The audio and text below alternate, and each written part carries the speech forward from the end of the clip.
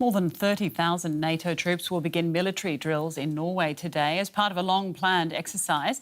NATO's so-called cold response drills are held every 2 years and bring together troops from over 25 countries. The exercises last for 2 months and test their ability to operate in cold weather environments. The drills come at a heightened time of tension for NATO members as Russia broadens its offensive in Ukraine. Well, Klaus Wittmann is a historian and former German army general. Let's bring him in now. Klaus, thank you very much for joining us. These drills are, of course, routine, but they are more significant. Are they more significant now in the light of this war? Well, one has to know that this is a long-planned and regular exercise which Norway hosts biannually. So it was announced already over 8 months ago, and it has nothing to do with Russia's invasion of Ukraine. But of course, since NATO is responding to the invasion with preventive, proportionate and non-escalatory measures to make clear that every inch of NATO territory will be defended, of course, it has a higher profile now and higher importance that NATO nations and military forces make themselves ready. And this is, of course, about practicing skills operating in extreme and rugged surroundings. We're hearing 25 countries of NATO. Sorry to interrupt you there. We're hearing that 5,000 fewer troops than expected are signed up for the exercise. Why is that? I am not aware of that. The planning is 30,000 troops from over 25 countries from Europe and North America within NATO. And if there are 5,000 less, then that has perhaps to do with defense preparations in some of the eastern NATO countries. Now, Mr. Wittmann, over the weekend, the character of the exercise. Right, yeah, I know, I understand. Over the weekend, though, Russia attacked a military base, as we've been reporting, very close to the Polish border. How worrying is that for NATO?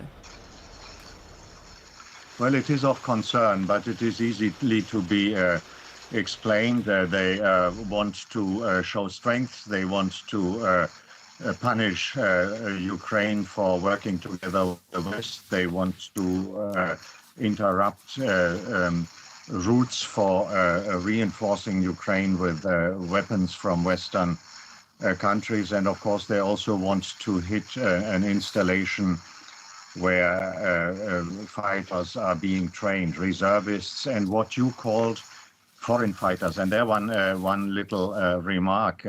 What is called foreign fighters is to the most part not mercenaries or the Syrians that Russia seems to bring in to Ukraine, but it is mostly exile Ukrainians who want to come to the help of their country. Now, NATO has said that they are ready to defend. Worrying. Let me just say second part of your question. Is it worrying? Of course, if Russia gets so close to the Polish border, Ukrainian-Polish border with their attacks, then the danger of a spillover into NATO territory heightens, and of course NATO is prepared to do everything, as I said, to defend its territory, the territory of its allies. Brings me exactly to my next question, Mr. Wittmann. NATO has said they're ready to defend their territory from an attack, but in case of an unintended hit on NATO territory, how do you think the alliance would react?